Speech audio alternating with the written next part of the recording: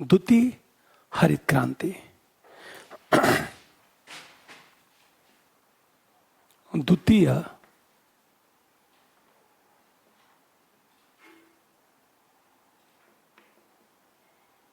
हरित क्रांति की बात की जाए, एक चीज ध्यान देना इस बात को कि जो प्रथम हरित क्रांति है, प्रथम हरित क्रांति, उसमें रासायनिक उर्वरक की बात की गई थी। रासायनिक उर्वरक और दूसरी चीज कि भूमिगत जल के दोहन पर ज्यादा बल दिया गया। उससे जो पर्यावरणीय समस्या उत्पन्न हुई और क्षेत्रीय जो असमानता पैदा हुई, उसे समाप्त करने के लिए द्वितीय हरित क्रांति की बात की गई थी। हमेशा ध्यान दें इस बात को। इसका मतलब ये है कि द्वितीय हरित क्रांति क्यों आया, तो सबसे बड़ी चीज तो ये है प्रथम हरित क्रांति।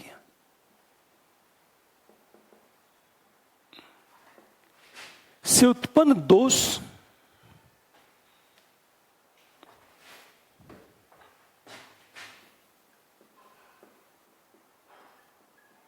उत्पन्न पर्यावरणीय समस्या एवं क्षेत्रीय विषमता को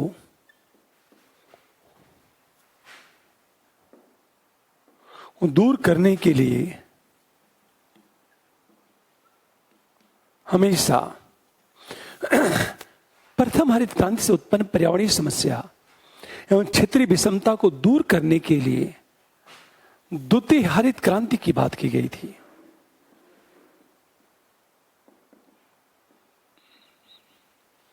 बल कारण क्या है कि प्रथम हरित क्रांति एक विशेष क्षेत्र में ही सफल रहा, अन्य क्षेत्र हरित क्रांति से वंचित हो गए।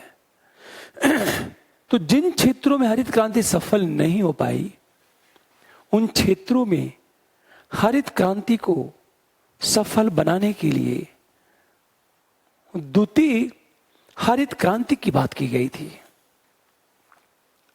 तो हमेशा ध्यान दो, प्रथम हरित क्रांति में रासायनिक उर्वरक का बड़े पैमाने पर प्रयोग हुआ।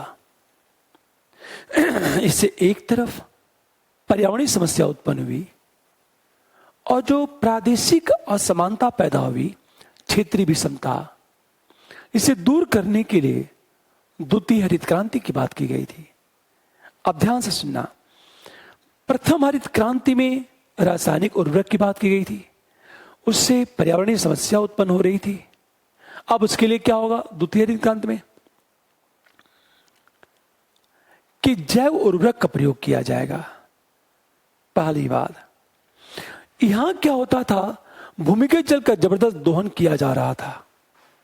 उसका दुष्परिणाम क्या था, आप सोचो। यहां क्या होगा, पूरी बात ध्यान देना इस बात को। द्वितीय हरित क्रांति में क्या होगा, वर्षा के जल का संचय होगा और इरिगेशन मेथड को चेंज करने की बात की गई थी। सिंचाई पद्धति को चेंज करने की बात की गई थी। क्लियर। हम तीसरी चीज बात करें, प्रथम हरित क्रांति पंजाब, हरियाणा, पश्चिमी यूपी और तमिलनाडु के कुछ क्षेत्रों में सफल रही। पर जो द्वितीय हरित क्रांति है, इसमें उन क्षेत्रों में बल दिया गया जो क्षेत्र प्रथम हरित क्रांति से वंचित थे। यह हमेशा ध्यान दो। तो द्वितीय हरित क्रांति का उद्देश्य क्या है, यह क्यों लाया गया, इसका उद्देश्य क्या है।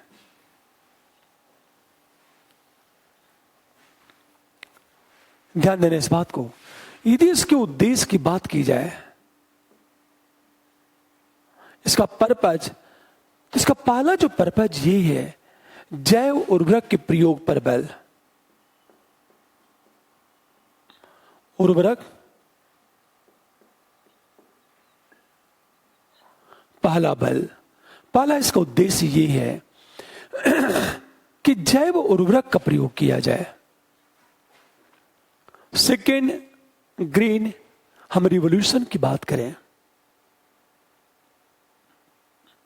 हमेशा ध्यान दो, तो जैव उर्वरक के प्रयोग की बात की गई थी, पहली बात। दूसरी चीज देखा जाए, इसका जो उद्देश्य है कि वर्षा जल के संचय की बात,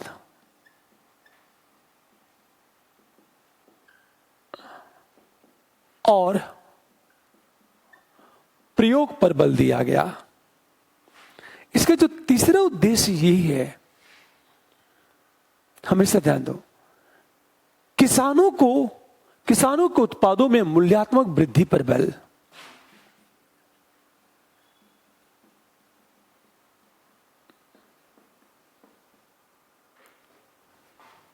उत्पादों की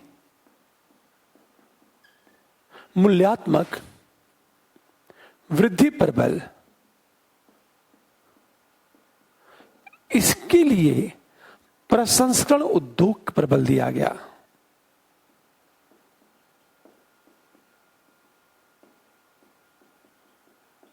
हमेशा ध्यान दो। चौथी चीज बात करें, कृषि आधारभूत संरचना पर बल दिया गया।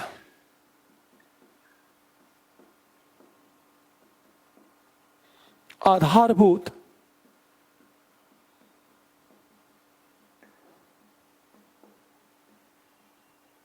बल जैसे भंडारण, परिवहन की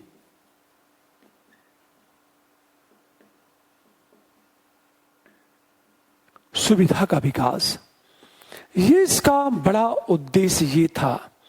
अंत में देखा जाए, कृषि उत्पादकता को बढ़ाना और मिट्टी की उर्वरता को बनाए रखना। मतलब प्रथम हरित क्रांति में, हमेशा ध्यान दो, हरित क्रांति के जो दोष थे, उन दोषों को दूर करने की कोशिश की गई थी। इसका जो दूसरा उद्देश्य ये था, मिट्टी की उर्वरता को बनाए रखते हुए कृषि उत्पादकता में वृद्धि।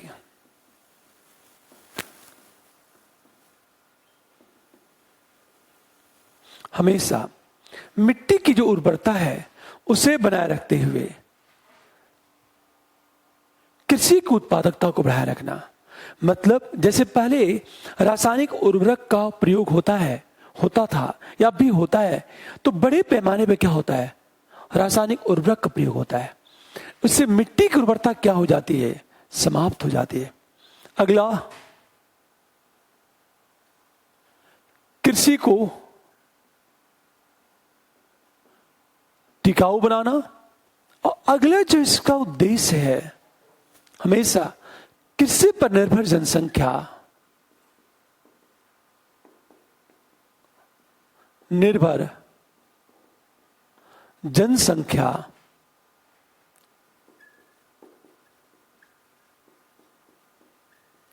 के जीवन स्तर में सुधार पर बल। ये सारे इसके उद्देश्य हैं। हमेशा ध्यान देना इस बात को, ये उद्देश्य है। सेकेंड, हम ग्रीन रिवॉल्यूशन की बात करें, जैव उर्वरक के प्रयोग पर बल, वर्षा जल का संचय और प्रयोग पर बल, किसानों के उत्पादों के मूल्यात्मक वृद्धि पर बल, और इसके लिए प्रोसेसिंग इंडस्ट्री, प्रसंस्करण उद्योग पर बल दिया गया। कृषि को टिकाऊ बनाना तथा कृषि पर निर्भर जनसंख्या के जीवन स्तर में सुधार पर बल दिया गया। ये इसका पर्पज है। आप ध्यान से सुनिए इस बात को। लेकिन इसमें इरिगेशन मेथड को चेंज करने की बात की गई थी। मतलब सिंचाई पद्धति की बात की गई थी। इरिगेशन मेथड कैसा होना चाहिए और किस तरह होना चाहिए, हमेशा ध्यान देना इस बात को। जब इस द्वितीय हरित क्रांति की बात की गई थी, तो सिंचाई पद्धति पर सबसे ज्यादा बल दिया गया था। इरिगेशन जो मेथड है कि हम बात करें,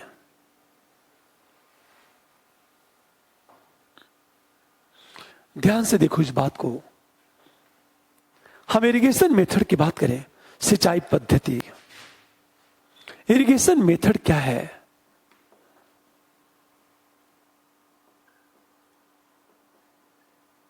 इरिगेशन मेथड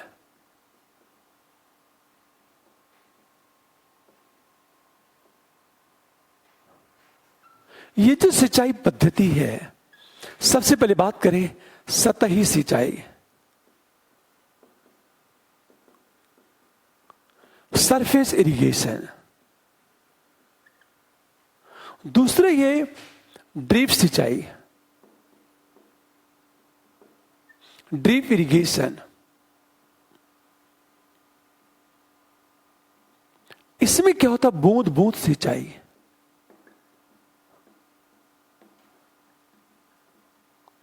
और तीसरी चीज छिड़काव विधि, स्प्रिंकल मेथड। Sprinkle irrigation.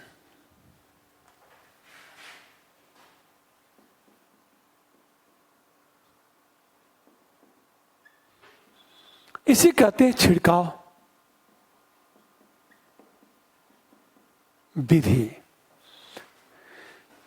ये सिंचाई के 3 मेथड होते हैं, एक सरफेस, ड्रिप और तीसरा है स्प्रिंकल इरिगेशन।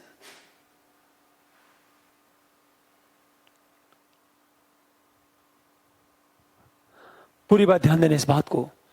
एक होता सतही सिंचाई, सरफेस इरिगेशन, दूसरा ड्रिप इरिगेशन, बूंद बूंद सिंचाई, और तीसरा है स्प्रिंकल इरिगेशन, छिड़काव विधि। इन तीनों में बेसिक डिफरेंट क्या है और क्या होना चाहिए? पूरी बात ध्यान देना इस बात को। देखो, इससे होता क्या है, यदि सरफेस इरिगेशन की हम बात करें,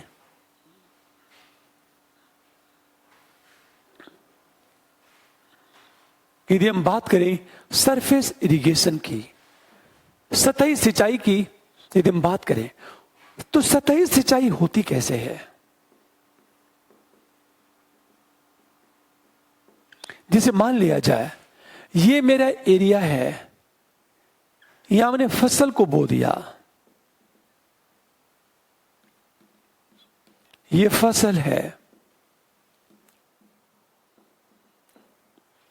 ध्यान सुनिए इस बात को। सरफेस इरिगेशन में क्या होता है, हमने ये पाइप और सीधे हमने क्या कर दिया, नाली के थ्रू खेतों में पानी आ रहा है। सोचो आप, ये चारों तरफ क्या हो रहा, पानी फैल रहा है, चारों तरफ पानी फैल गया। अब पूरा जो हमारा ये जमीन है, खेत है, कृषि योग्य जमीन, वो पानी से भर गया। जैसे गांव में देखा होगा, यूपी बिहार में विशेषकर सरफेस इरिगेशन ही होता है, सतही सिंचाई होती है। लोग ट्यूबवेल को, नलकूप को छोड़ देते हैं और खेतों में पानी भरता रहता है। इससे नुकसान क्या होता है? देखो आप, इससे नुकसान ये होता है, क्या हानियां हैं कि 2 फसलों के बीच जो स्पेस है, ये स्पेस है, इनके बीच खर पतवार उग जाते हैं। ये खर पतवार है, ध्यान देना। जैसे मैंने ये कहा कि ये एक फसल है, एक ये फसल है। अब आपने सरफेस इरिगेशन किया तो पूरा खेतों में ये पानी भर गया, इनके बीच एक खरपतवार है।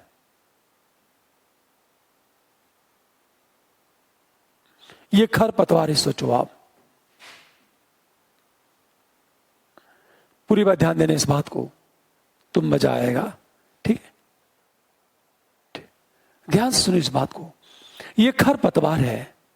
होता क्या है, सरफेस इरिगेशन से क्या होता है कि 2 फसलों के बीच में जो खरपतवार है, जब इनको पानी मिलता है तो ये मिट्टी से न्यूट्रिशन को खींच लेते हैं। ये जब ये मिट्टी से न्यूट्रिशन को खींच लेंगे तो मिट्टी की उर्वरता क्या होगी, कम हो जाएगी, और इन पौधों को क्या होगा, न्यूट्रिशन कम मिलेगा। पहली बात, सरफेस इरिगेशन की बात देखो जरा। दूसरी चीज क्या होता है सरफेस इरिगेशन में, देखो होता क्या है, पहली चीज कि इन दोनों पौधों को क्या होता है, उर्वरक मिलता है, क्योंकि खरपतवार मिट्टी की उर्वरता खींच लेते हैं, बहुत तेजी से ग्रोथ करते हैं। इन पौधों को बेचारों को उर्वरता मिलती ही नहीं, न्यूट्रिशन नहीं मिलता, ये बेचारे कमजोर हो जाते हैं। और जब कमजोर हो जाएंगे तो उत्पादन क्या होगा, गिर जाएगा। अरे आपने खेतों में देखा होगा, अब देखो यदि आपने फर्टिलाइजर का प्रयोग किया है, फर्टिलाइजर का प्रयोग किया आपने, तो होता क्या है, आप जिस फर्टिलाइजर का प्रयोग करते हो, इन दोनों के बीच जो स्पेस है, ये सारे के सारे जो पौधे हैं उस फर्टिलाइजर का उपयोग कर लेते हैं। तो फर्टिलाइजर का पता ये चला कि आपने जितना भी फर्टिलाइजर का प्रयोग किया उसका लगभग 70% फर्टिलाइजर तो खरपतवार उपयोग करते हैं। पौधों को पर्याप्त मात्रा में फर्टिलाइजर मिल ही नहीं पाता। तीसरी इसकी जो कमी है कि पानी का अपव्यय होता है। जैसे मान लिया जाए आपकी जमीन उबड़ खाबड़ है, इस तरह है मान लो, अब यहां पानी चढ़ाने के लिए क्या होगा, खेतों में भर देंगे पानी। जब खेतों को भर देते हैं तब जाके पानी यहां पहुंचेगा ऊपर, अन्यथा नहीं पहुंच पाएगा। तो पानी की बर्बादी बड़े पैमाने पर होती है सरफेस इरिगेशन में। हां, यह आसान है, बार बार सरफेस इरिगेशन का प्रयोग करने से क्या होता है, मिट्टी धीरे धीरे क्या हो जाती है, या तो लीचिंग की प्रॉब्लम होती है, या तो यह कहा जाए कि मिट्टी धीरे धीरे क्षारी हो जाती है, सैलिनिटी क्या हो जाती है, बढ़ जाती है सरफेस इरिगेशन में। इसका अर्थ यह है कि यदि हम सरफेस इरिगेशन की बात करें, देखो आप, यदि हम सरफेस इरिगेशन की बात करें तो इसका दोष क्या है, इसका दोष यह है कि पानी का अपव्यय ज्यादा,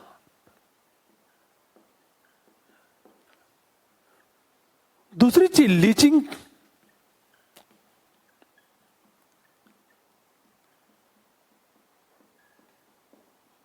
उत्पन्न हो सकती है।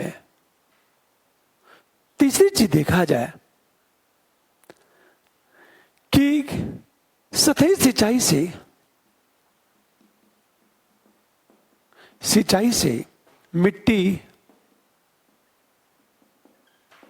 में लवणता की मात्रा बढ़ सकती है। यद्यपि नहरी सिंचाई के आसपास प्रॉब्लम क्यों क्रिएट हुआ, क्योंकि नहरों से पानी रिसकर खेतों में जाता है, पानी लगा रहता, ओवरफ्लो करता है। आप लोग पढ़ चुके हैं कि नीचे की लवणता कैसे ऊपर आ जाती है, पानी तो वाष्पित हो जाता है, सॉल्ट नमक वहीं जमा हो जाता है। दूसरी चीज देखा जाए कि खरपतवार का विकास ज्यादा होता है, और ये खरपतवार मिट्टी के पोषक तत्व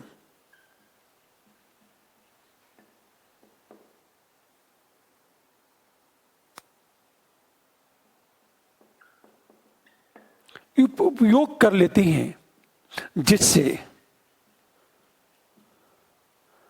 फसल कमजोर हो जाती है।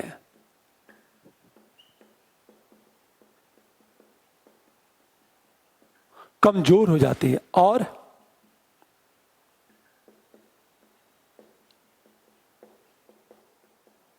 उत्पादन गिर जाता है। इसका अगला जो दोष है,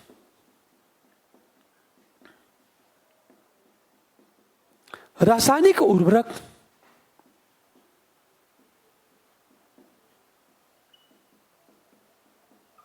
होता है, किंतु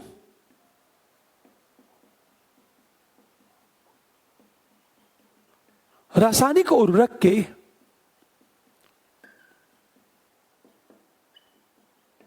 अधिकांश भाग का उपयोग खरपतवार करते हैं। देखो, हम लोग बात कर रहे थे कि ये पौधे हैं, ये फसल है, इनके बीच जो खरपतवार उग जाती हैं, यदि आप रासायनिक उर्वरक खेतों में डालते हो तो ऐसा तो होगा नहीं कि एकदम पौधे के जड़ में जाके रासायनिक उर्वरक डालोगे आप। खेतों में आप छिड़काव करते हो रासायनिक उर्वरक का, तो इन दोनों पौधों के बीच में रासायनिक उर्वरक, और ये उस रासायनिक उर्वरक का प्रयोग ये खरपतवार करते हैं। इनको पनपने का अवसर कहां से मिलता है? सरफेस इरिगेशन से। क्योंकि जो सरफेस इरिगेशन से इनको पानी मिला, ये मिट्टी के न्यूट्रिशन को खींच लेते हैं, अपना ग्रोथ करते हैं। यदि आप रासायनिक उर्वरक का प्रयोग करते हो तो ये करते क्या है? उसका भी उपयोग कर लेते हैं। इन पौधों बेचारियों को बहुत सीमित मात्रा में न्यूट्रिशन मिल पाता है, बेचारे कमजोर हो जाते हैं। जैसे हमने देखा होगा, जिन खेतों में खरपतवार ज्यादा होते हैं उन खेतों की फसल कमजोर हो जाती है, और फसल कमजोर होगी तो उत्पादन क्या होगा? गिर जाएगा। ठीक है। सतही इरिगेशन।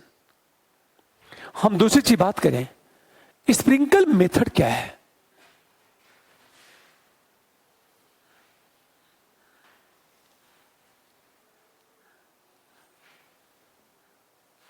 देखो आप, हम स्प्रिंकल मेथड की बात करें।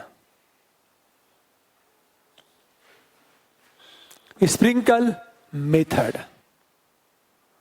छिड़काव विधि।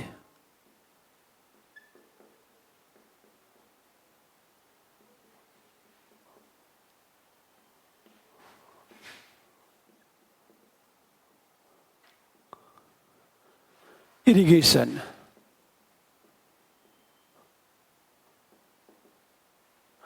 ध्यान से सुनना इस बात को, ये होता क्या है और किस रूप में होता है।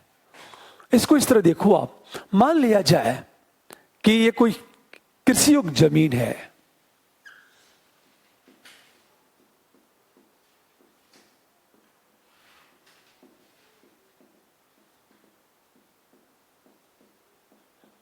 पूरी बात है। स्प्रिंकल मेथड में क्या होता है? स्प्रिंकल मेथड में क्या होता है? एक पाइप लाते हैं हम लोग, और उस पाइप के थ्रू क्या होता है? एक फव्वारा, फाउंटेन नुमा मशीन, ये जब चलता है तो चारों तरफ पानी क्या होता है? फेंकता है। ये आपने पार्कों में देखा होगा कि पाइप के थ्रू पानी आता है, वो पाइप के थ्रू पानी आता है वो, और ये करता क्या है?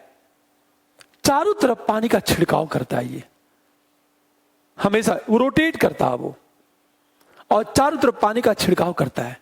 वो जो पानी की बूंदें ये पेड़ों की, ये फसलों की पत्तियां हैं, पत्तियों पर पड़ती हैं और सीधे पानी पौधों की जड़ों में चला जाता है। इससे क्या होगा कि इन दो फसलों के बीच जो खरपतवार है उनको पर्याप्त मात्रा में पानी नहीं मिल पाता। अब ये बेचारे ज्यादा ग्रोथ नहीं कर पाते, ये सूख जाते हैं। जब ये सूख जाएंगे तो मिट्टी का जो न्यूट्रिशन है वो किसको मिलेगा? बताओ, उन पौधों को मिलेगा, क्योंकि खरपतवार तो सूख गए, इनका विकास तो हो नहीं पाया। तो मिट्टी का जो न्यूट्रिशन है इन फसलों को मिलेगा। अब ये फसलें तेजी से ग्रो करेंगी, इनका तेजी से विकास होगा, मजबूत होंगी, स्वाभाविक है। उत्पादन और उत्पादकता दोनों क्या हो जाएगी? बढ़ जाएगी। स्प्रिंकल। हम दूसरी चीज बात की जाए, ध्यान से सुनिए इस बात को। दूसरा होता क्या है कि इस स्प्रिंकल इरिगेशन से क्या उत्पादन तो बढ़ गया, पानी की बचत होती है। क्योंकि जहां हम पूरे खेत में पानी भरते हैं, स्प्रिंकल इरिगेशन में क्या होगा? केवल पौधों की पत्तियों पर पानी गिरता है, जड़ों में चला जाता है वो। तीसरी बात, रासायनिक उर्वरक का भी कम प्रयोग होता है। क्यों? क्या पानी में रासायनिक उर्वरक को घोल दो, जब पानी में रासायनिक उर्वरक घुल जाएगा, अब वो रासायनिक उर्वरक सहित पानी पौधों की पत्तियों पे जाएगा, सीधे कहां चला जाएगा? जड़ों में। तो रासायनिक उर्वरक की बचत भी होगी, मिट्टी की उर्वरता भी बनी रहेगी। हमेशा भूमिगत जल का कम दोहन होगा, पानी का प्रवेग कम होगा, उत्पादन उत्पादकता दोनों बढ़ जाता है। इसका मतलब ये जो स्प्रिंकल इरिगेशन है, इसका लाभ क्या है? लाभ ये कि पानी की बचत होती है। तथा भूमिगत जल का कम। एक बड़ा सा देखो आप, पानी की तो बचत होती ही है, भूमिगत जल का दोहन भी क्या होता है, कम होता है। दूसरी चीज, उत्पादन तथा उत्पादकता में वृद्धि हो जाती है, दोनों। तीसरी चीज देखा जाए, खेतों में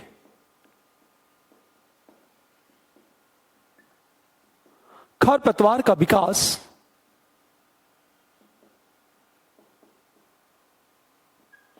नहीं हो पाता है हमेशा। चौथी चीज बात करें, रासायनिक उर्वरक का अधिकतम उपयोग फसलों द्वारा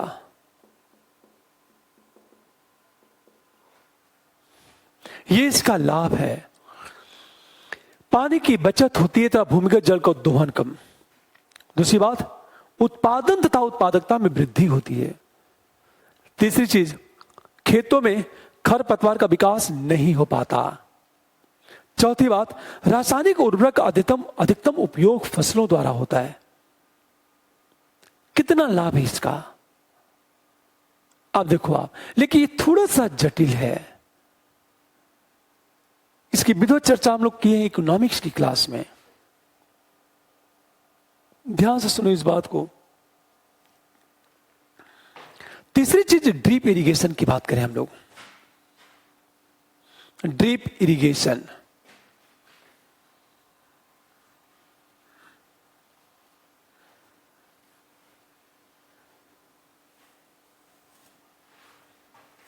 बूंद बूंद सिंचाई की बात की जाए,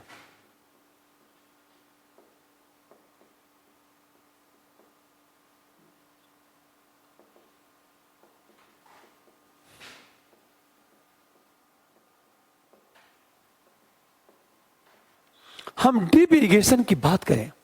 ड्रिप इरिगेशन में होता क्या है, इसको ध्यान से समझो इस बात को। ये आपका कृषि योग्य जमीन है, ये पौधे हैं,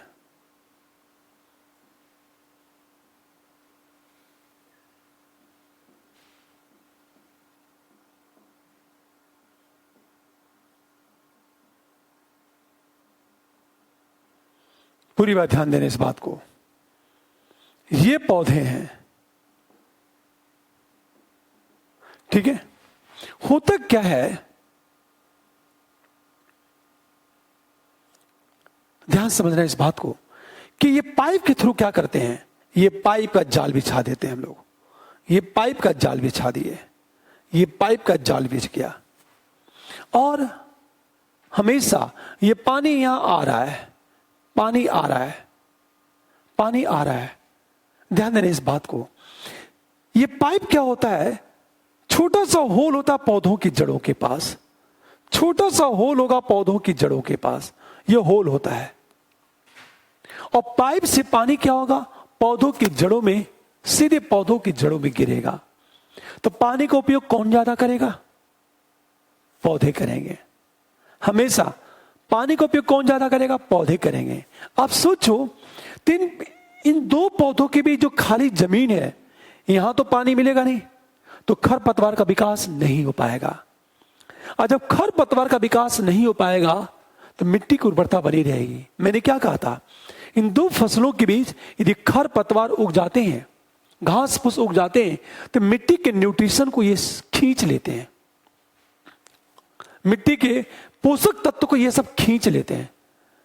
और जब मिट्टी के पोषक तत्व को खींच लेते हैं तो मिट्टी की उर्वरता अचानक क्या हो जाती है, कम हो जाती है। अन्य पौधों को न्यूट्रिशन, पोषक तत्व मिल ही नहीं पाता, अन्य पौधे क्या हो जाएंगे, कमजोर हो जाते हैं। आप ध्यान से सुनो इस बात को। यहां क्या होगा, पूरी बात ध्यान से समझो इस बात को। यहां होगा क्या कि ये जो पौधे हैं, ये जो पौधे हैं, पानी, ये सिर्फ पानी पौधों की जड़ों में गिरेगा, आसपास तो पानी मिलेगा नहीं, तो केवल पानी की बचत ज्यादा होगी। ठीक है, खरपतवार का विकास नहीं हो पाएगा, मिट्टी की उर्वरता बनी रहेगी। उस न्यूट्रिशन का सबसे ज्यादा उपयोग कौन करेगा? पौधे करेंगे। तो पौधे क्या होंगे? स्वस्थ होंगे। उत्पादन क्या हो जाएगा? बढ़ जाएगा। तो प्रोडक्शन लगभग 30 से 40% बढ़ जाता है और पानी की बचत बहुत ज्यादा हो जाती है।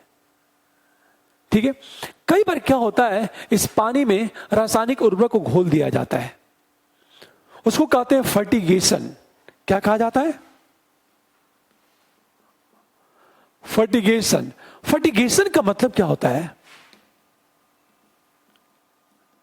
सिंचाई के जल में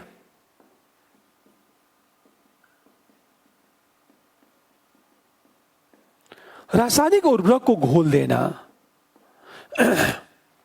तथा हमेशा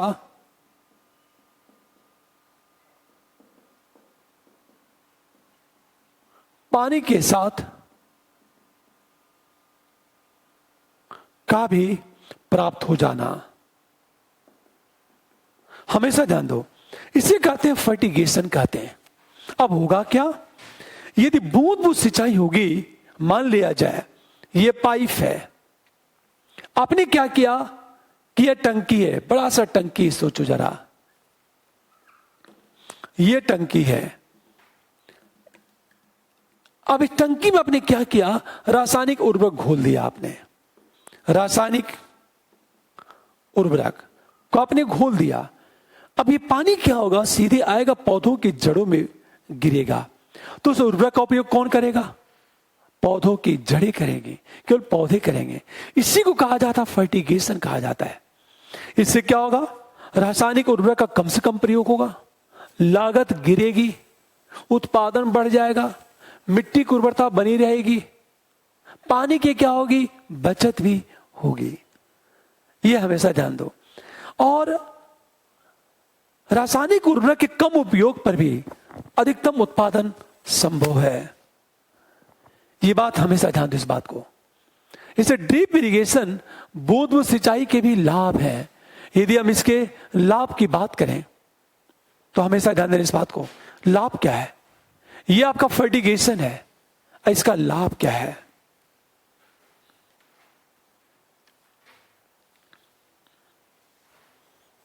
ध्यान सुने इस बात को। यदि हम लाभ की बात करें, पहला लाभ तो यह है,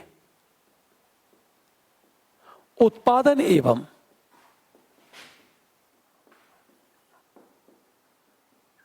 उत्पादकता में वृद्धि, पानी की बचत, रासायनिक उर्वरक का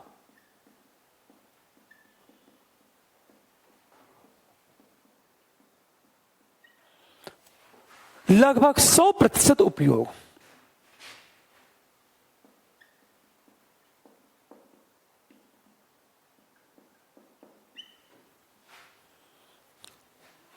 भूमिगत जल का दोहन कम,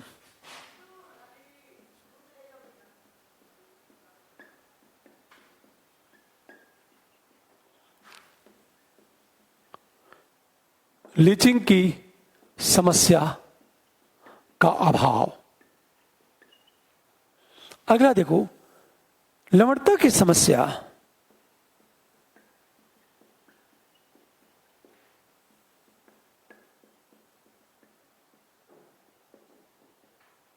अब एक चीज बताओ, लवणता की समस्या, लीचिंग की समस्या क्यों नहीं उत्पन्न हो पाती? क्योंकि बूंद बूंद जल पौधों की जड़ों में गिरता है। और जब बूंद बूंद जल पौधों की जड़ों में गिरेगा तो स्वाभाविक है अनावश्यक पानी तो गिरेगा नहीं। तो न तो लीचिंग की समस्या, जो बूंद बूंद जल पौधों की जड़ों में गिरेगा, पौधे क्या करेंगे? उस पानी का उपयोग कर लेंगे। तो हमेशा ध्यान दो, तो न तो लीचिंग की समस्या होगी और न तो लवणता की समस्या उत्पन्न होगी। ऐसे किसी भी तरह की कोई समस्या उत्पन्न नहीं होगी। ये इसका लाभ है। अब जैसे मान लिया जाए कि रासायनिक उर्वरक के प्रयोग के नजरिए से देखा जाए, पूरी बात जो फर्टिगेशन है, फर्टिगेशन में क्या होता है?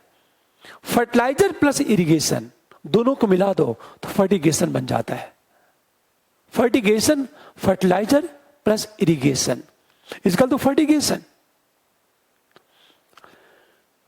और जो फर्टिगेशन है वो सबसे ज्यादा कारगर है ड्रीप इरिगेशन में। इसकी मांग लगातार क्या हो रही, बढ़ती जा रही है। जैसे जैसे पानी की मांग बढ़ेगी, ये ड्रीप इरिगेशन की आवश्यकता क्या होगी, बढ़ती जाएगी। यदि हम ये बात करें रासायनिक उर्वरक के प्रयोग की दृष्टि से देखा जाए तो सबसे ज्यादा कहां होता है, बूंद बूंद सिंचाई में। उससे कम कहां होगा, छिड़काव विधि। और सबसे कम कहां होगा, सतही सिंचाई में। यदि हम उत्पादन के दृष्टिकोण से देखें एवं उत्पादकता के नजरिए से देखा जाए तो सबसे ज्यादा उत्पादन होता है बूंद बूंद सिंचाई में, उससे कम स्प्रिंकल मेथड में, उससे कम इरिगेशन मेथड में होता है हमेशा। तो इरिगेशन मेथड को चेंज करके भूमिगत जल का बचाव किया जा सकता है। यह रासायनिक उर्वरक का अधिकतम उपयोग संभव है। एक बात हमेशा ध्यान देना, केवल इरिगेशन मेथड को चेंज कर दिया जाए तो देखो आप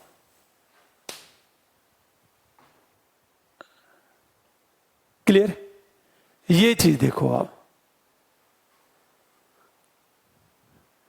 इरिगेशन हम मेथड की बात करें। अब ध्यान से समझो इस बात को, ये तो इरिगेशन मेथड। कई बार क्या होता है,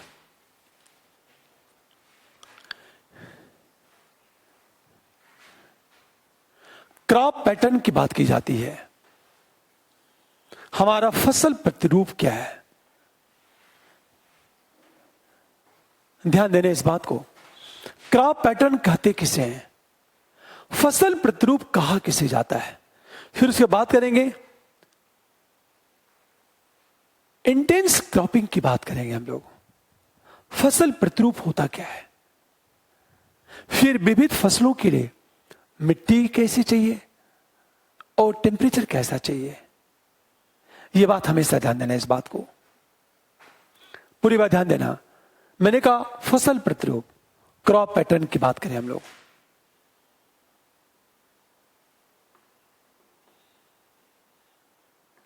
यदि क्रॉप पैटर्न की बात की जाए तो फसल प्रतिरूप का मतलब क्या होता है, एक निश्चित क्षेत्र में विविध फसलों की बुआई हमेशा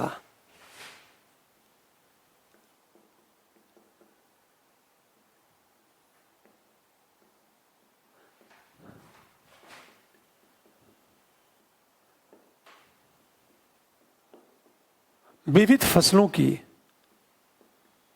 बुआई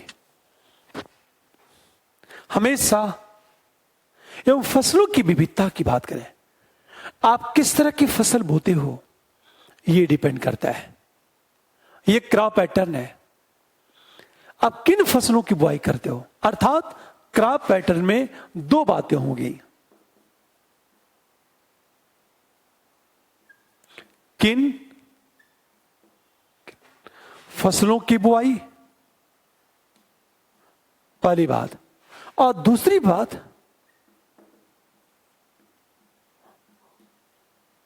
फसलों का अनुपात। अनुपात क्या है, आप किन फसलों की बुआई करते हो और उन फसलों का रेशियो क्या है। ये दो चीज देखा जाता है क्रॉप पैटर्न में। एक तो निश्चित क्षेत्र में विविध फसलों की बुआई, इसे कहते हैं क्रॉप पैटर्न। इसमें दो बातें हैं, आप किन फसलों की बुआई करते हो और फसलों का रेशियो क्या है, अनुपात क्या है, यह देखा जाता है। क्लियर, पूरी बात ध्यान देने इस बात को देखा जाता है। तो सबसे बड़ी चीज तो ये है, दो चीज, कई जगह गन्ने की खेती होती है, कई जगह लोग चावल, कई जगह लोग गेहूं, मक्का, ज्वार, बाजरे की खेती करते हैं। तो लोग किन फसलों की बुआई करते हैं, किस अनुपात में कर रहे हैं, इन दोनों को मिला दिया जाए तो इसे कहते हैं क्रॉप पैटर्न। हरी बात है। किन फसलों की बुआई, गन्ने, अपने खेतों में गन्ने की बुआई करते हैं, या मक्के की, या ज्वार या बाजरा की, या फिर सब्जी बोते हैं, या फिर विविध फसलों को बोते हैं, तो उनका अनुपात क्या है, रेशियो क्या है, इसे कहते हैं क्रॉप पैटर्न। हमेशा ध्यान दें इस बात को। ये जो क्रॉप पैटर्न है, इसको निर्धारित करने वाले कुछ कारक हैं। पैटर्न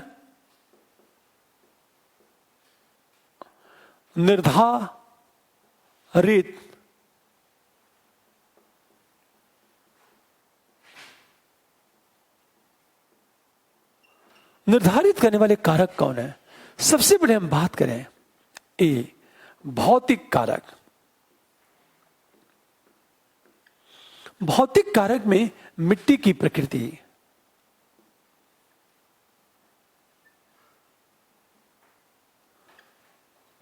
मिट्टी की प्रकृति, काली मिट्टी, दोमट मिट्टी, अब बलुई मिट्टी, चिकनी मिट्टी, कौन सी मिट्टी है? हमेशा द नेचर ऑफ सॉइल की बात करें, किस तरह की मिट्टी है। मैंने कहा काली मिट्टी में कपास की खेती होती है, दोमट मिट्टी में गेहूं और चावल की खेती होती है। हमेशा ध्यान दो इस बात को।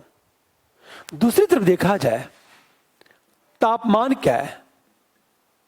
तीसरी चीज हम वर्षा की बात करें।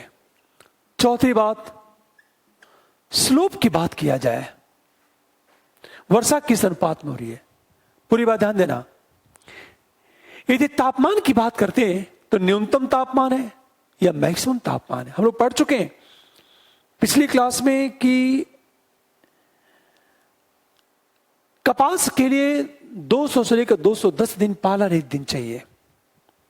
गन्ना, टमाटर के लिए पाला का अभाव होना चाहिए, फ्रॉस्ट, कल के क्लास में हम देख चुके हैं। तो ये वर्षा ज्यादा है, जैसे वेस्ट बंगाल बिहार में वर्षा ज्यादा होती है तो वहां चावल की खेती ज्यादा होती है। पंजाब हरियाणा में वर्षा कम होती है तो वहां गेहूं की खेती ज्यादा होती है। राजस्थान में वर्षा कम होती है, शुष्क क्षेत्र है तो ज्वार और बाजरे की खेती होती है।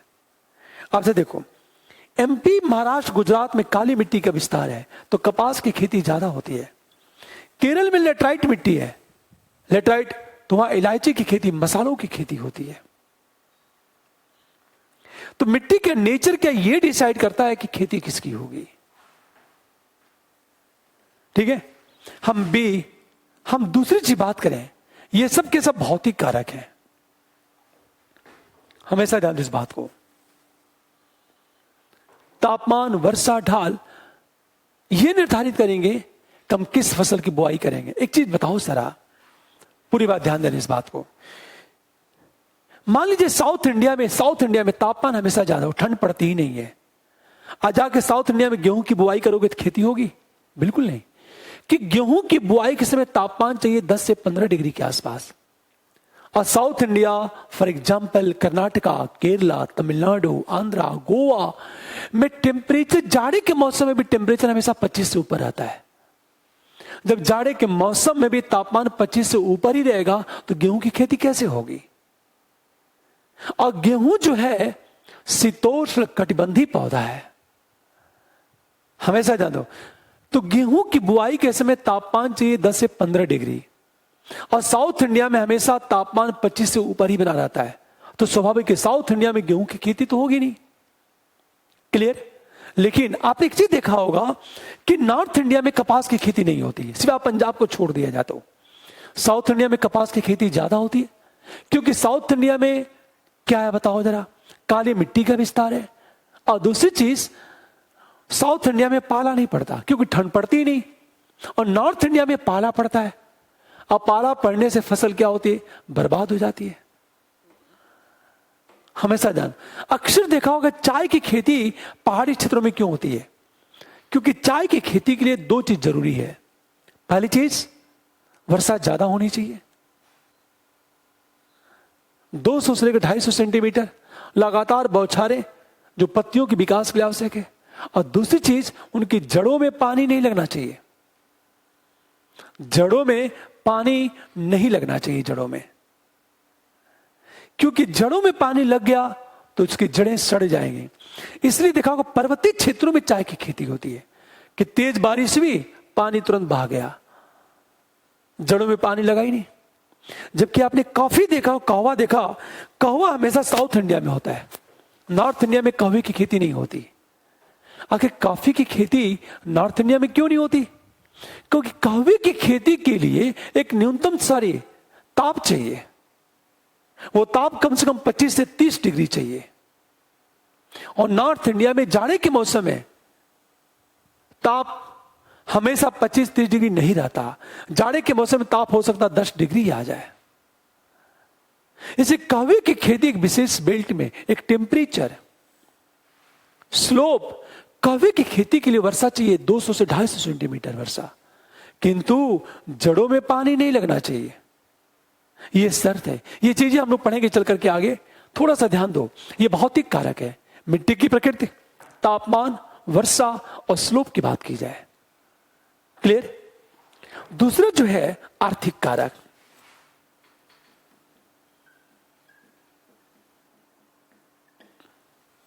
आर्थिक कारक में क्या होगा? जिन फसलों पर एमएसपी ज्यादा होगी,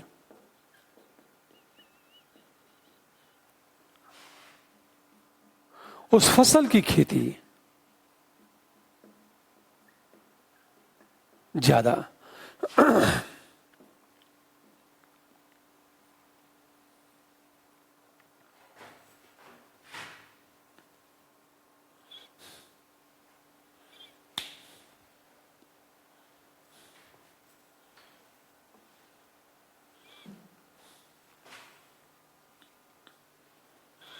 पूरी बात ध्यान देने इस बात को।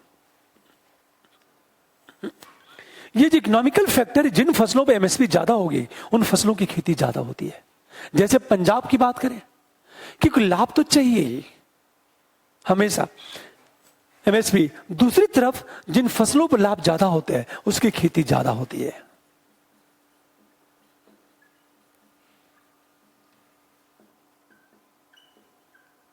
ज्यादा उसकी खेती ज्यादा। तीसरी चीज बात करें हम लोग, राजनीतिक कारक एक बड़ी भूमिका निभाती है।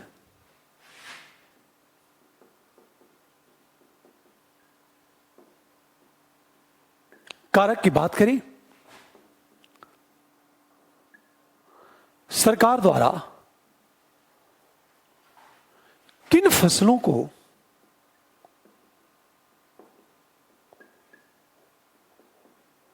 प्रोत्साहित, यह पॉलिटिकल फैक्टर है। सरकार किन फसलों को प्रमोट कर रही है, हमेशा ध्यान दें इस बात को। यह पॉलिटिकल फैक्टर है हमेशा। अगली बात ध्यान दें इस बात को। नंबर डी की बात करें हम लोग, सांस्कृतिक कारक हैं एवं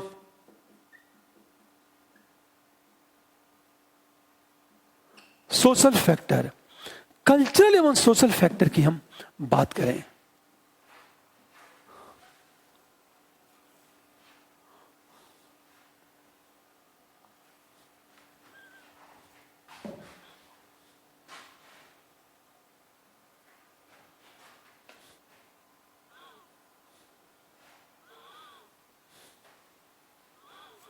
हमेशा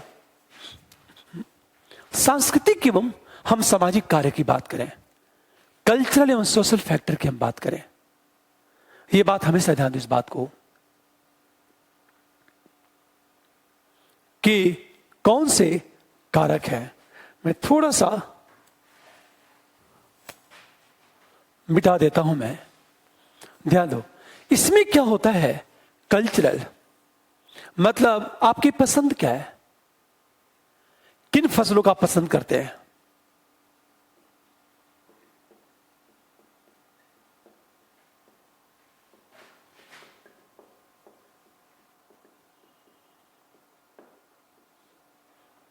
ये जैसे बिहार वेस्ट बंगाल के लोग चावल खाना ज्यादा पसंद करते हैं, तो वे लोग क्या करते हैं? चावल की खेती करते हैं।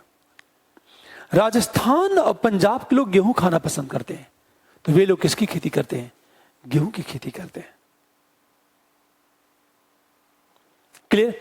किन फसलों को खाना पसंद करते हैं? ये कल्चरल फैक्टर और सोशल फैक्टर है। आप किन फसलों को खाना पसंद करते हैं? हमेशा कई बार क्या होता है, विशेष फसलों की पूजा या धर्म के क्रियाकलाप में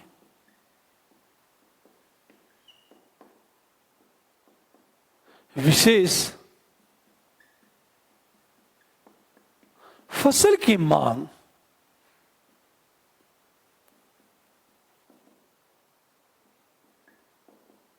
उसके उत्पादन को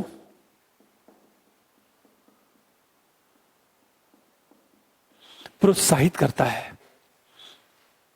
हमेशा ध्यान दो,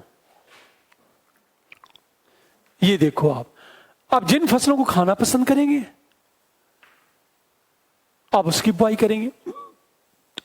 विशेष फसलों की पूजा होती है या धर्म के क्रियाकलाप में विशेष फसल की मांग उसके उत्पादन को प्रोत्साहित करता है। अंत में देखा जाए वैश्विक कारण क्या है, विश्व बाजार, हम वैश्विक कारण की बात करें, ग्लोबल फैक्टर क्या है, इसमें क्या होता है, विश्व बाजार में किन फसलों की मांग है,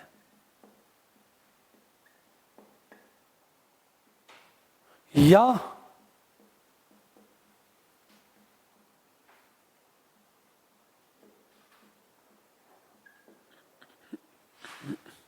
पूरी बात ध्यान देने में, यह ग्लोबल फैक्टर है।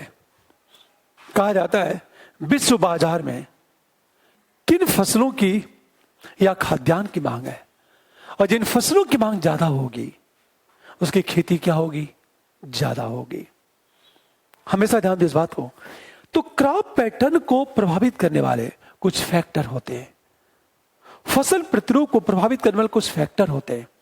और फसल प्रतिरूप का मतलब क्या होता है, आप किन फसलों की बुआई करते हैं और किस अनुपात में करते हैं, यह एक बड़ा फैक्टर है। हमेशा ध्यान दो, यही से एक शब्द आया सस्य गहनता, इंटेंसिटी, या ये कहा जाए क्रॉपिंग। एक नया शब्द है सस्य गहनता, ध्यान देने इस बात को।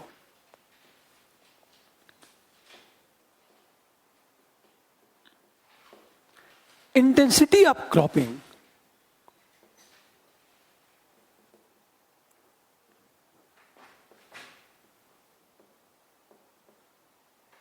हम क्रॉपिंग की बात करें, सस्य गहनता का अर्थ क्या होता है, इसे हमेशा प्रतिशत में निकाला जाता है। सदैव प्रतिशत में निकाला जाता है, अर्थात प्रतिशत में व्यक्त होता है। हमेशा ध्यान दो, हम सस्य गहनता की यदि बात करेंगे तो ये कहते हैं सस्य गहनता। आखिर सस्य गहनता का अर्थ क्या होता है, इसके एक निकालने का तरीका देखो। कुल फसलगत क्षेत्र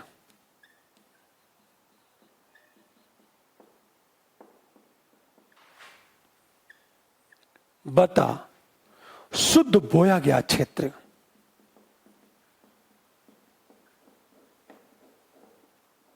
इंटू 100 की बात करें, क्योंकि प्रतिशत निकालने के लिए हमेशा 100 का गुणा करते हैं। इसका सामान्य अर्थ है हमेशा, पूरी बात, आपके पास कितना एरिया है, कितना एरिया आपके पास है और कितने क्षेत्र में आप बुवाई कर रहे हो, उन दोनों का जो रेशियो है उसे ही कहा जाता है सस्य गहनता। हमेशा जब खाद्यान्न उत्पादन की बात करते हैं, या तो शुद्ध बोए गए क्षेत्र का विस्तार कर दिया जाए, या तो सस्य गहनता में वृद्धि कर दी जाए। ये क्रॉप इंटेंसिटी की बात करो या इंटेंसिटी ऑफ क्रॉपिंग की बात करो, आप इसे सदैव प्रतिशत में निकाला जाता है या व्यक्त किया जाता है, जो कुछ भी खा लो। सस्य गहनता क्या होगा? कुल फसलगत क्षेत्र बटा शुद्ध बोया गया क्षेत्र इंटू 100 की बात करें हम लोग, हमेशा इसे सस्य गहनता में निकाला जाता है। जब हम बात करते हैं खाद्यान्न उत्पादन,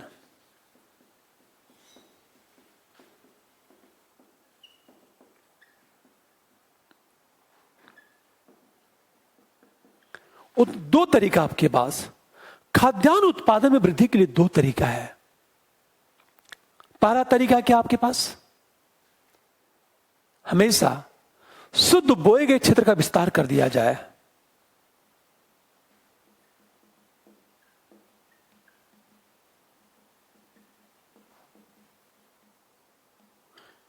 विस्तार कर दिया जाए मतलब पहले 5 एकड़ में गेहूं की बुआई होती थी, अब 10 एकड़ में कर दिया जाए।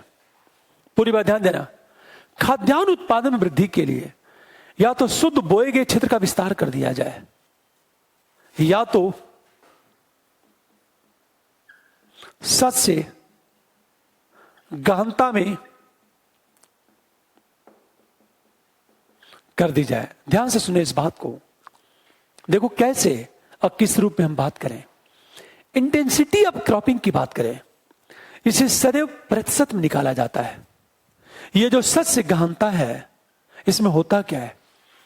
कुल फसलगत क्षेत्र बटा शुद्ध बोया गया क्षेत्र। इसको इस तरह समझो आप, मान लिया जाए कि आपके पास टोटल 5 एकड़ जमीन है, 5 एकड़ जमीन है, ठीक है, और आप 3 एकड़ में बुआई कर रहे हो इंटू 100। मान लिया जाए कुल फसलगत क्षेत्र का मतलब क्या होता है? एरिया। पूरी बात ध्यान देने इस बात को, हम एरिया की बात करें और कितना बोया गया क्षेत्र है, हम इसकी बात करें। कई बार मान लें आपके पास 5 एकड़ जमीन है और 5 एकड़ जमीन का उपयोग साल भर में 3 बार करते हो, एक साल में 3 बार करते हो, तो 15 एकड़ जमीन हो गई। तब तो 15 एकड़ हो गई कि उसको बार बार उपयोग, 3 बार आपने यदि एक बार उपयोग किया। मान लिया जाए कोई ए नामक राज्य है, उसके पास 5 एकड़ जमीन है, 3 एकड़ में बुआई कर रहा है इंटू 100। मान लीजिए कोई बी नामक राज्य है और 3 बार फसलों की बुआई कर रहा है साल में, ये केवल साल में 1 बार फसल की बुआई कर रहा है और ये 3 बार फसलों की बुआई कर रहा है, तो 5 एकड़ जमीन का प्रयोग 3 बार हो जाएगा, तो कितना हो गया? 15 एकड़ हो जाएगा। सारी बातें। और 3 एकड़ पर बुआई कर रहा है और 3 बार करेगा तो 9 एकड़ हो गया इंटू 100। हमेशा ध्यान दें इस बात को। कई बार होता क्या, आप बताएं कि जो राज्य जितनी बार एक साल में कितनी फसलें लेता है, एक साल में जितनी ज्यादा फसलें लेगा, सस्य गहनता क्या हो जाएगी? बढ़ जाएगी। साल में केवल एक बार फसल लेगा तो उसकी सस्य गहनता क्या होगी? कम हो जाएगी। सिंपल चीज है, कुल फसल का क्षेत्र बटा शुद्ध बोया गया क्षेत्र इंटू 100। यदि हम बात करें कि सस्य गहनता को प्रभावित करने वाले कारक कौन कौन से हैं, देखो आप, सस्य गहनता को प्रभावित करने वाले कारक,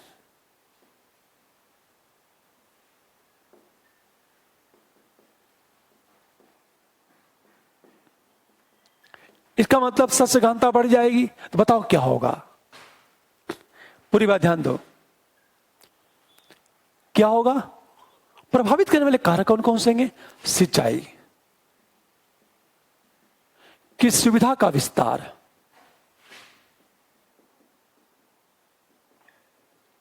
ये बड़ा फैक्टर है। विद्युत, हमेशा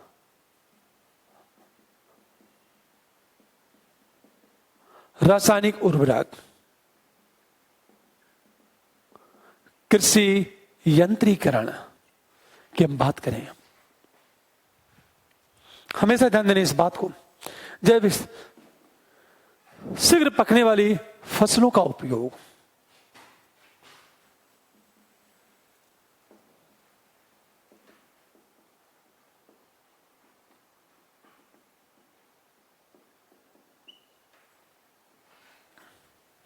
आप कीटनाशक का प्रयोग कैसे कर रहे हो?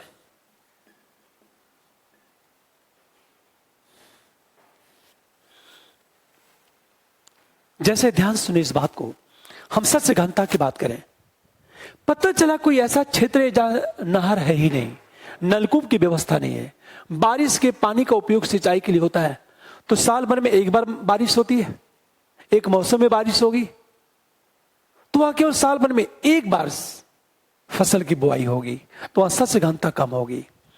पर जहां सिंचाई की सुविधा का विस्तार ज्यादा है, वहां क्या करते हैं, हम बार बार फसलों की बुआई करते हैं, तो देखा यह जाता है कि हमारा जो टोटल फसलगत क्षेत्र है वो बढ़ जाता है। हमेशा ध्यान दो, जैसे साउथ इंडिया का क्या करें, साउथ इंडिया में सस्य गहनता कम है। सस्य गहनता कम क्यों है साउथ इंडिया में? क्योंकि साउथ इंडिया में सिंचाई की सुविधाओं का विस्तार कम है। नॉर्थ इंडिया में सस्य गहनता ज्यादा है। क्यों? क्योंकि नॉर्थ इंडिया में सिंचाई की सुविधा का विस्तार ज्यादा है। हम लोग पढ़ चुके हैं, सिंचाई की सुविधा का सबसे ज्यादा विस्तार पंजाब, हरियाणा, यूपी में है। इसे सस्य गहनता भी कहां ज्यादा होगी? पंजाब, हरियाणा, यूपी में होगी। अरे बात है। दूसरी तरफ रासायनिक उर्वरक, मान लिया जाए एक ही फसल खेत में बार बार फसल की बुआई करते हो तो मिट्टी की उर्वरता कम हो जाएगी, तो उत्पादन गिर जाएगा। तो मिट्टी की उर्वरता को, पौधों को न्यूट्रिशन देने के लिए रासायनिक उर्वरक का बड़े पैमाने पर प्रयोग होता है। रासायनिक उर्वरक का बड़े पैमाने पर प्रयोग होता है। तो रासायनिक उर्वरक जितने बड़े पैमाने पर उपलब्ध होगा, स्वाभाविक है सस्य गहनता क्या होगी? बढ़ जाएगी। कृषि का यंत्रीकरण, जैसे मैंने क्या कहा आपसे, मशीन से आपने जल्दी से फसलों को काट दिया, फिर अगली फसल बो दिया आपने। पता चला हाथ से काटोगे, काटने में 1 महीना लगेगा, फिर बोआने में 1 महीना, 2 महीना बीत गया आपका। हमेशा ध्यान दें इस बात को। अगला चीज, शीघ्र पकने वाली फसल का उपयोग। पता चला 1 साल में 12 महीने होते हैं। एक ऐसी फसल की बुआई करते हो जो 2 महीने में पक जाती है, तब तो 6 बार बुआई हो जाएगी। आपके पास 2 एकड़ जमीन है और 6 बार आपने बुआई कर दी, तो टोटल कितना हो गया? आपने 12 एकड़ जमीन का उपयोग कर लिया। बात समझ में आ गई? 12 एकड़। मैंने क्या कहा कि 1 साल में 12 महीने होते हैं। कोई ऐसी फसल है जो 2 महीने में पक जा रही है, तो 12 महीने में कितनी बार करोगे? 6 बार बुआई कर लोगे। आपके पास टोटल 2 एकड़ जमीन है। अच्छा, 2 एकड़ जमीन, 6 बार फसलों की बुआई कर लेते हो, तो आपके पास कितना हो गया? 12 एकड़ जमीन का आपने उपयोग कर लिया। 6 दूना के 12, 12 एकड़ जमीन के बराबर आपने क्या कर लिया? उत्पादन कर लिया। शीघ्र मान लिया जाए, हमेशा ध्यान दें इस बात को, हम कीटनाशक की बात करें, ध्यान से सुने इस बात को। जैसे साउथ इंडिया की बात करें, साउथ इंडिया में सिंचाई की सुविधाओं का विस्तार कम है। और दूसरी चीज, जो साउथ इंडिया है संपन्न तो है, लेकिन वहां समानता ऐसी फसलें होती हैं जो देर में पकती हैं। जैसे कपास, गन्ना 1 साल में पकता है। तो जिन क्षेत्रों में गन्ने की खेती होती है वहां सस्य गहनता कम होगी। जिन क्षेत्रों में चावल की खेती होती है वहां सस्य गहनता बढ़ जाएगी, क्योंकि चावल 3 से 4 महीने में पक जाता है। मान लो हम मसूर की बात करें, मसूर की फसल 2 महीने में पक जाती है, मान लो, तो वहां सस्य गहनता क्या होगी? बढ़ जाएगी। तो जिस बेल्ट में गन्ने की खेती होती है वहां सस्य गहनता कम होगी, और जिस बेल्ट में शीघ्र पकने वाली फसलों का उपयोग होता है वहां सस्य गहनता क्या होगी? बढ़ जाएगी। तो ये एक बड़ा सा फैक्टर है। अगला देखो आप, मिट्टी की उर्वरता की बात करें, पूरी बात। यदि मिट्टी की उर्वरता की बात करेंगे, जैसे एक छोटा सा एग्जांपल लेते हैं हम लोग। हमेशा जो गंगा का डेल्टाई क्षेत्र है, नदियों का डेल्टा है, वहां सस्य गहनता ज्यादा होती है। आखिर नदियों के डेल्टा में सस्य गहनता क्यों ज्यादा होती है? क्योंकि नदियों का डेल्टाई क्षेत्र उर्वर होता है। हमेशा ध्यान दें इस बात को, चाहे वह गोदावरी, कृष्णा, कावेरी, गंगा, महानदी का डेल्टा क्षेत्र हो। दूसरी चीज, जहां निक्षेपण से निर्मित मैदान है, निक्षेपण अवसादों के जमा होने से मैदानों का निर्माण हुआ, वहां सस्य गहनता ज्यादा होगी। जैसे हम इंडिया की बात करें, ध्यान से सुनो इस बात को, यदि इंडिया की बात की जाए, यह पश्चिमी तटीय मैदान है, पूर्वी तटीय मैदान है। तो पश्चिमी तटीय मैदान का निर्माण अपरदन से हुआ है, तो पश्चिमी तटीय मैदान में मिट्टी की उर्वरता कम होगी, अतः सस्य गहनता कम होगी। जो पूर्वी तटीय मैदान है वह अवसादों से निर्मित है, अवसाद के जमा होने से निर्मित है। यह पूरा का पूरा डेल्टाई प्रदेश है, यहां मिट्टी की उर्वरता ज्यादा है, इसलिए यहां सस्य गहनता क्या है? ज्यादा है। तो पूर्वी तटीय मैदान में पश्चिमी तटीय मैदान की अपेक्षा सस्य गहनता ज्यादा है। क्यों ज्यादा है? क्योंकि मिट्टी की उर्वरता क्या है? ज्यादा है। फिर मैंने क्या कहा? पंजाब का मैदान, हरियाणा का मैदान, यूपी की बात करें हम, वेस्ट बंगाल, यहां क्या हो रहा है? सस्य गहनता ज्यादा है। क्योंकि एक तो मिट्टी की उर्वरता ज्यादा है, सिंचाई की सुविधाओं का विस्तार भी क्या हो रहा है? ज्यादा हुआ है। पर मध्य भारत में सस्य गहनता कम है। चाहे वह हम एमपी की बात करें, चाहे कर्नाटक की बात करें, चाहे तेलंगाना, आंध्रा की बात करें, वहां सस्य गहनता कम क्यों है? क्योंकि सिंचाई की सुविधाओं का ज्यादा विस्तार नहीं हो पाया और न तो मिट्टी की उर्वरता है वहां पे। पर डेल्टाई क्षेत्रों में ऐसा है। ठीक है, जैसे ये कहा जाता है,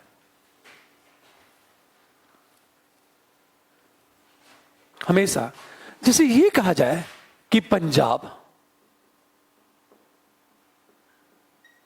हरियाणा, यूपी,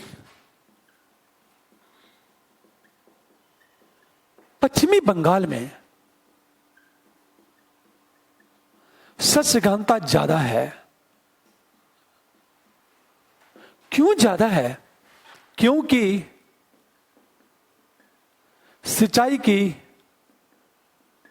सुविधा का विस्तार है और दूसरी तरफ मिट्टी की उर्वरता ज्यादा। लेकिन इसमें पंजाब हरियाणा में सस्य गहनता सबसे ज्यादा। पंजाब हरियाणा में सस्य गहनता सबसे ज्यादा। आखिर सस्य गहनता यहां ज्यादा क्यों है? ध्यान से सुनो इस बात को। रीजन क्या है? एक तो मिट्टी की उर्वरता है, कृषि का यंत्रीकरण भी हुआ है, रासायनिक उर्वरक का उपयोग भी ज्यादा होता है और सिंचाई की सुविधा का विस्तार भी ज्यादा। इसके पीछे रीजन क्या है? सिंचाई की सुविधा,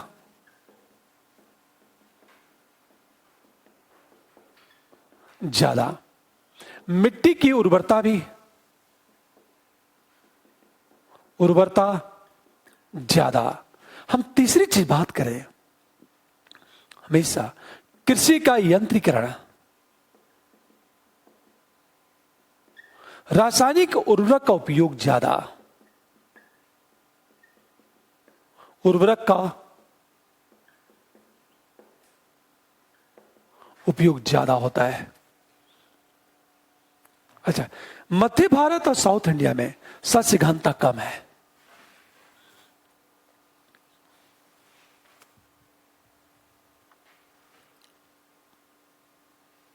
ठीक है, बस ये ध्यान दो सस्य गहनता कहां ज्यादा होगी और कहां कम होगी।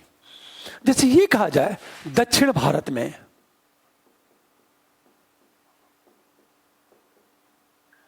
सस्य गहनता कम। आखिर साउथ इंडिया में सस्य गहनता कम क्यों है? क्या रीजन है? ध्यान देने इस बात को। दक्षिणी भारत में सस्य गहनता कम क्योंकि नंबर 1, सिंचाई की सुविधा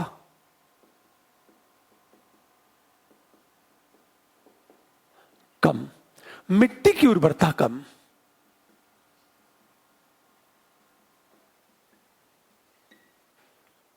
हमेशा ध्यान दो इस बात को, कृषि का यंत्रीकरण कम,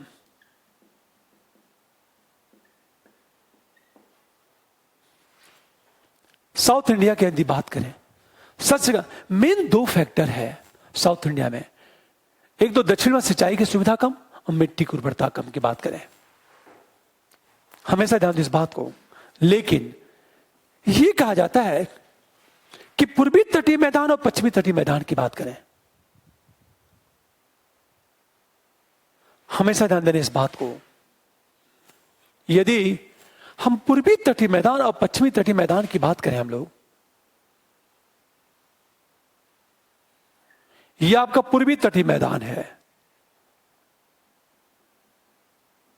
और यह आपका पश्चिमी तटीय मैदान है, हमेशा पूर्वी तटीय मैदान,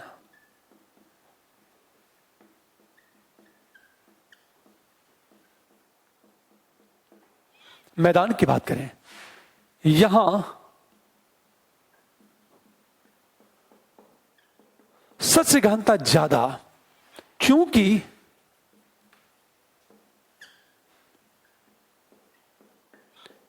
यह मैदान निक्षेपण से निर्मित है,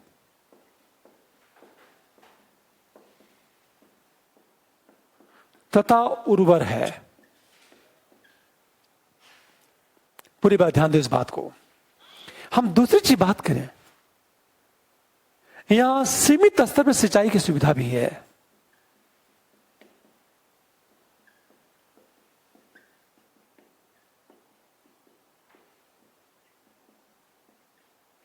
लेकिन यह पश्चिमी तटीय मैदान है,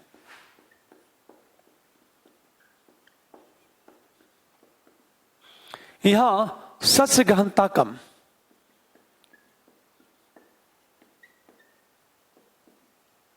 आखिर यह सस्य गहनता कम क्यों है?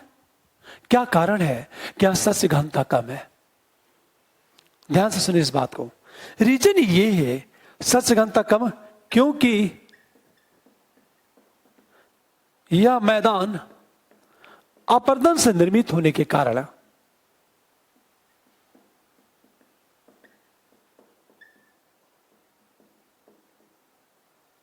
उर्वरता कम है।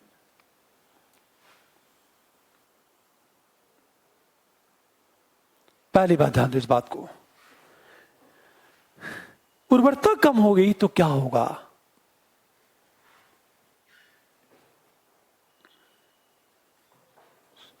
लेकिन एक हम बात करें कि उत्तरी पूर्वी भारत में मणिपुर एकमात्र ऐसा है, मणिपुर, जहां रासायनिक उर्वरक का उपयोग भी ज्यादा होता है और दूसरी चीज की सस्य गहनता भी औसत से ज्यादा है। अच्छा, मणिपुर में ऐसा क्यों होता है? क्योंकि लोकटक झील के निक्षेपण से निर्मित मैदान है वो पूरा जो झीली मैदान है, तो मिट्टी की उर्वरता क्या है? ज्यादा है। हमेशा ध्यान दो इस बात को। अच्छा, असम के मैदान में सस्य गहनता कम है। आखिर असम के मैदान में सस्य गहनता थोड़ा सा कम क्योंकि बाढ़ग्रस्त क्षेत्र है वो। चलो आप,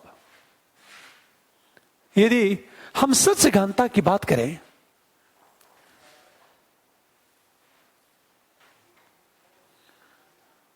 देखो आप, यदि सस्य गहनता की बात की जाए,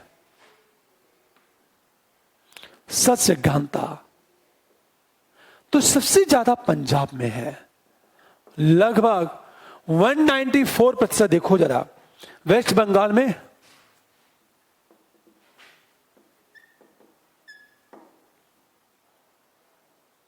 लगभग 174% है वेस्ट बंगाल में।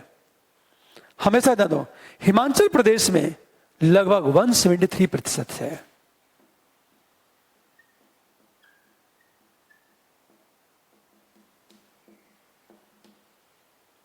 हरियाणा की यदि बात की जाए 169।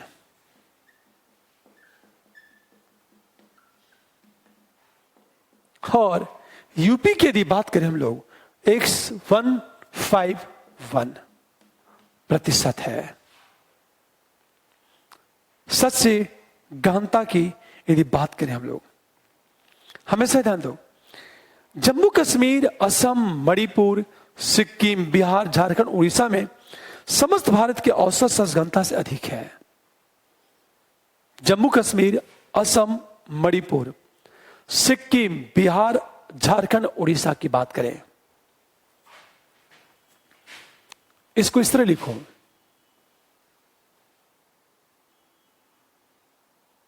जम्मू कश्मीर, सिक्किम, मणिपुर, असम, बिहार, झारखंड, उड़ीसा में सस्य गहनता भारत के औसत सस्य गहनता से ज्यादा है। एक बात ध्यान दें इस बात को, मणिपुर में हम लोग बात कर चुके, लोकटक झील है वहां पे। ये जो लोकटक झील है मणिपुर में, लोकटक झील मणिपुर में, और झील के निक्षेपण से मैदान का निर्माण हुआ है।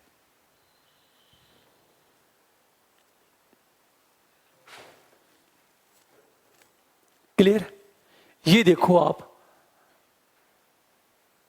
क्रॉप इंटेंसिटी की बात करें, अब हम बात ये करेंगे कि जो भी हमारे यहां कृषि कार्य हो रहा है, हम फसलों की जब बात करेंगे तो हमारे यहां खेतों को जोता किस तरह जाता है,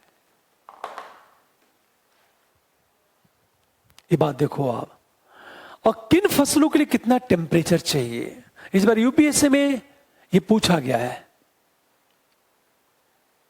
हमेशा ध्यान दो, एग्रीकल्चर से लगभग 4 से 5 प्रश्न पूछे गए इस बार यूपीएससी में, और वो सारे प्रश्न ऐसा नहीं कि बहुत टफ है, आसान प्रश्न है।